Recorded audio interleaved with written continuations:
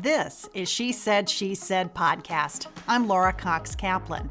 I've spent my entire career as an advocate, connector, problem solver, and master communicator at the highest levels of government and corporate America. I'm also a mom and a master juggler in a dual career household. Like so many of you, I wear a lot of hats and I have a lot of jobs. With She Said, podcast, I'm sharing what I've learned that's helped me, and more importantly, I'm drawing additional perspective from a broad range of women who are creating opportunities for themselves and others. Their stories hold incredible advice and perspective about common challenges and the best ways to tackle them. My goal is to leave the world a little better than I found it. This podcast is one piece of that puzzle for me. I know your time is precious, and it can be hard to take time out for yourself. But stick around. I think you'll find this investment in you well worth it. Hi, friends. Happy November and happy election week. Today, rather than dive into the political fray, I want to talk about an element of women's leadership development that I think is often overlooked, but that is critically important. One of the reasons why I started She Said, podcast was to create a platform where a broader range of voices and perspectives could be heard. If you are a regular listener to this podcast, and I sure hope that you are, you're likely here because you appreciate and you've been looking for this breadth of perspective. Now, I'm a conservative, as you probably know, but one of the things that differentiates this podcast is that I'm willing to talk to women who I know have a different point of view from my own. Most of these conversations are not explicitly political at all. But if you ask the women who have joined me here, they would likely tell you that they sit left, right, and center politically speaking.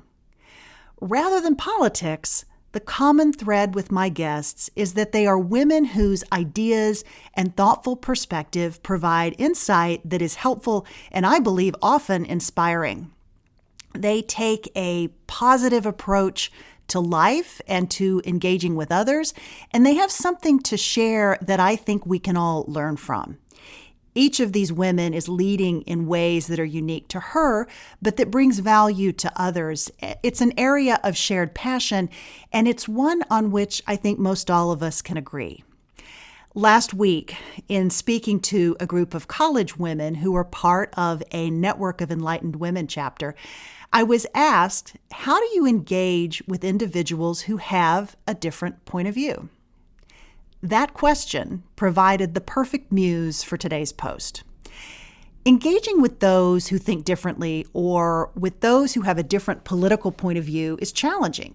And in many ways, the lack of tolerance for diversity of thought, especially on college campuses, is really ground zero for a phenomenon that I believe is doing incredible harm to women and to goals aimed at seeing more women in positions of leadership and power. Now, let me explain what I mean by that. Learning to debate and discuss issues civilly, and to seek areas of common ground, and learning to disagree with integrity, those are skills, and they require practice. They also are important elements needed to increase women's engagement politically and otherwise. It's important whether you're running for office, seeking the C-suite, chairing the school board, or advocating for changes in your own neighborhood. When we, women and men, are discouraged from learning how to debate issues and are not given a place, especially on university campuses, where we can learn to do so respectfully, it has a bearing on our ability to build the confidence needed to debate and ultimately find common ground. It also contributes to pushing us further apart, but that's another topic we'll talk about another day. One way to counter this is by building relationships with those who have a different point of view. I've mentioned to you all before, I worked in and around politics for 3 decades. I've seen the good, the bad, and the ugly of all of that. But one really important thing I learned is the value that comes from developing relationships that cross the political divide. I'm reminded of a good friend who doesn't share my political affiliation, who took to social media in my defense a couple of years ago. She did so not because she agrees with my politics or even agreed with the issue at hand, but because she's my friend. The reality is she and I agree on a lot, but we disagree on many issues too. But because we had invested time and energy in working together and building a relationship around areas of agreement, it meant that I had a powerful ally in someone from the opposite party. I think about this a lot when I'm asked how to pick mentors and personal advisors, or how best to build your personal board of directors or your kitchen cabinet. I always say it's important to cast a wide net and not overlook the importance of engaging folks who have a different point of view, ideologically speaking. Their perspective, because it's different from your own, will make you smarter and give you insights that you wouldn't otherwise have. Diversity matters, but it must include diversity of thought and opinion. We benefit the most when our views are not constantly echoed, but are challenged in a manner that's thoughtful and that yields real learning and understanding. Perhaps most importantly, having that constructive exchange actually teaches us how to make stronger, better reasoned arguments, and it helps us become better problem solvers. If I know anything about building confidence, it's that preparation and practice are essential. That tends to be especially true for women who value, oftentimes more than men, the importance of being prepared. When we don't seek opportunities to practice this skill, we don't develop the comfort or the effectiveness. And as a result, we may be less inclined to engage at all or to take smart, calculated risks. I'm a big fan of organizations like the Network of Enlightened Women that just celebrated its 16th anniversary, as well as Running Start and the Policy Circle, where I serve as a board director. Each of these organizations is helping women increase their confidence by learning how to disagree and debate respectfully, which also increases the likelihood that they will engage on issues, take risks, write letters to the editor, run for office, and much, much more.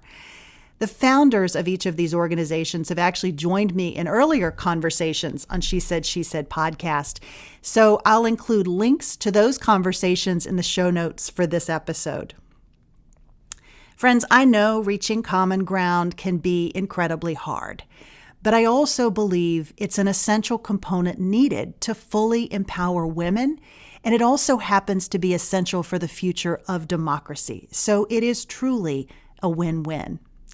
I would love to hear your thoughts on this topic or any other topic, so please send me an email through the website or via Instagram. You'll find me at Laura Cox Kaplan or at She Said podcast.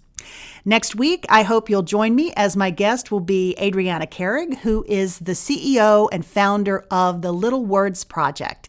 If you follow me on Instagram, you've seen her amazing bracelets, including my customized She Said bracelet. We'll talk about how Adriana's working to tackle bullying, why she created this concept, and the impact that she hopes to have. Until then, have a great week. Thanks so much for listening. Take care. Folks, if you've enjoyed this podcast, I would love to hear from you. Please go on iTunes and leave us a review. It really, really helps us move up the charts. Also, if you haven't had a chance, please be sure to subscribe and share us with your friends. I am grateful, as always, that you've taken the time to listen to this podcast and hopefully find it a great investment in yourself. This really is all about creating opportunities for ourselves and opportunities for others. And I am always, always so grateful to have you here. Take care, and I'll see you next week.